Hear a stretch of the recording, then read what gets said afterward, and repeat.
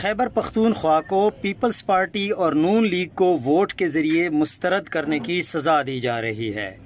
Peoples party کے governor صاحب غلط بیانی اور عوامی مینڈیٹ کی توہین کر رہے ہیں۔ ان کی گفتگو ریکارڈ پر موجود ہے کہ ان کے آفس کو 8 اکتوبر کو علی امین گنڈا پور کا استعفیٰ موصول نہیں ہوا، جس کے بعد 11 اکتوبر کو وہ خود ٹویٹ کر کے بتاتے ہیں کہ انہیں اب استعفیٰ موصول ہو گیا ہے۔ اب گورنر کہہ رہے ہیں کہ دونوں استعفوں میں دستخطوں کا تضاد ہے، یعنی آپ 8 تاریخ والا استعفیٰ تسلیم کر رہے ہیں تو کیا آپ اپنی آئینی منصب پر ہوتے ہوئے جھوٹ بول رہے تھے؟ دوسرا، اگر دونوں استعفوں اور دستخطوں کو دیکھا جائے تو کوئی ایسا تضاد نظر نہیں آ رہا۔ ہاں، اگر تعصب کی اینک لگا کر دیکھا جائے تو پھر شاید گورنر صاحب درست ہوں۔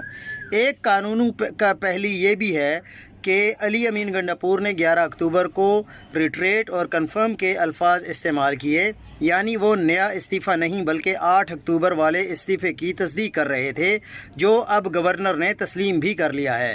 نوجوان نسل کو اس لیے عمران خان کا شکریہ ادا کرنا چاہیے کہ ان کی وجہ سے کتنے بت پاش ہو گئے۔ پیپلز پارٹی کی آئین اور جمہوریت پسندی اتنی سطح قسم کی نکلے گی، اس کا اندازہ نہیں تھا۔ اس لیے وہ کہتے ہیں جمہوریت بہترین انتقام ہے جو اب خیبر پختونخوا کی عوام سے لیا جا رہا ہے۔